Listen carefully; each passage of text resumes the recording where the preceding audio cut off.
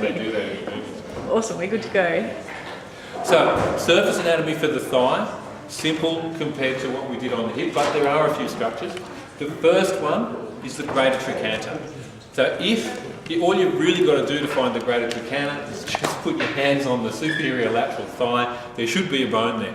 If you lie flat on a hard surface, you'll feel it. Okay, it's the bony bit that's going to dig into the hard surface, and you're going to feel pain there before you feel it anywhere else. So that's your greater trochanter. If you want to make it easier, you can just do some really cool dance moves. And I think we should do a surface anatomy video where we go greater trochanter, something like that. Okay, but you can do that if you want, and send me your nominations for what structure should be in. But that's greater trochanter. Now next, this one's probably the trickiest one for today, but it's not that hard. But bear with me and I'll show you. What we've got, if we come down to the distal femur, the medial and lateral epicondyles either side, not too tricky, okay? So they're either side out here, big condyles down here, which are not surface anatomy structures, but the epicondyles either side. Now, just above the medial epicondyle, so on top of it, you can see hopefully pointing right to the top of the epicondyle there with my finger, not on the medial aspect, right on the top of the medial epicondyle, little bump there called the adductor tubercle.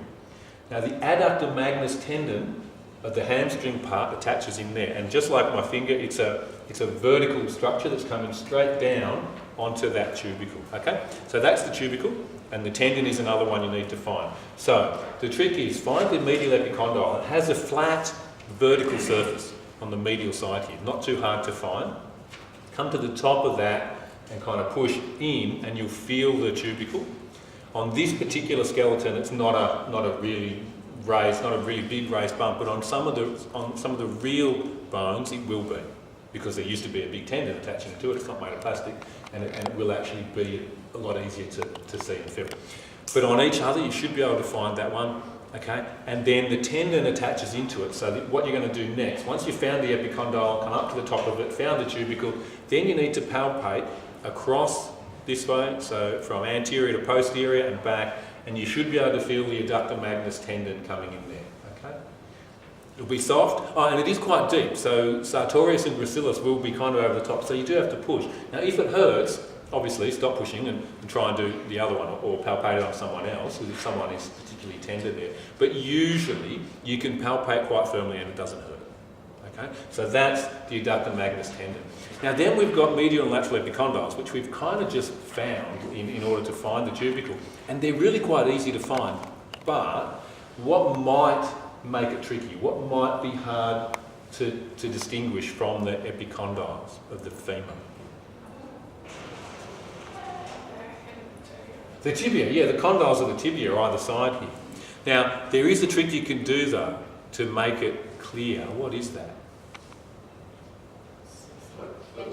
Yeah, what I'm just doing, so flex and extend the knee. So, and what you can do is get the person to sit, if they're sitting on a chair or on a plinth or a table, make sure that their foot is free and not actually on the ground, and you can just gently move their lower limb so that they're not using muscles to do it. And what you should be able to feel is which bony bits are moving and which are staying still. Now, when you've done this 100 times, when you've tried to find the epicondyles of the femur 100 times, it will be so easy, you won't need to do that. You'll just kind of go like that and go, oh, there they are. But when you're learning, it's a good idea to do those sort of tricks and find the tiny little space. Now, on this skeleton, it looks like there's a fair bit of space there in between the tibia and femur. But on a real live person, there's just a tiny groove. So get used to finding epicondyles, condyles of tibia, tiny little groove in between. And like I say, once you've done it lots, it's very, very simple. But when you're learning, take your time and make sure you've got it by getting them to move or passively moving their leg yourself. Okay? So epicondyles, hopefully not too tricky, not too hard to find. All right, then after that, we've got the iliotibial tract. Now, there's a good instruction here on how to find the iliotibial tract. One thing that really helps if you're sitting in a chair or sitting on the floor is what you do is extend the leg at the knee. So if you're sitting on the floor and you have your lower limbs out in front of you, all you do is take 1 foot off the floor while you're palpating lateral to the knee.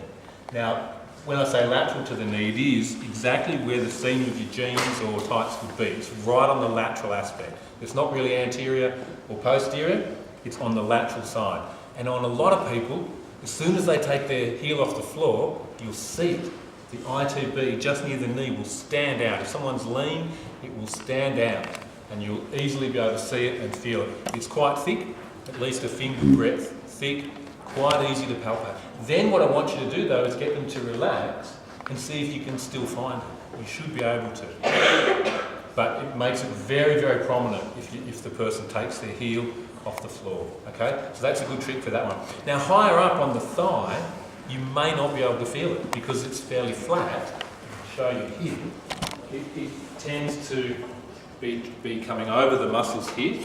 So you may be able to feel the ITB up here on the thigh, but it's pretty flat.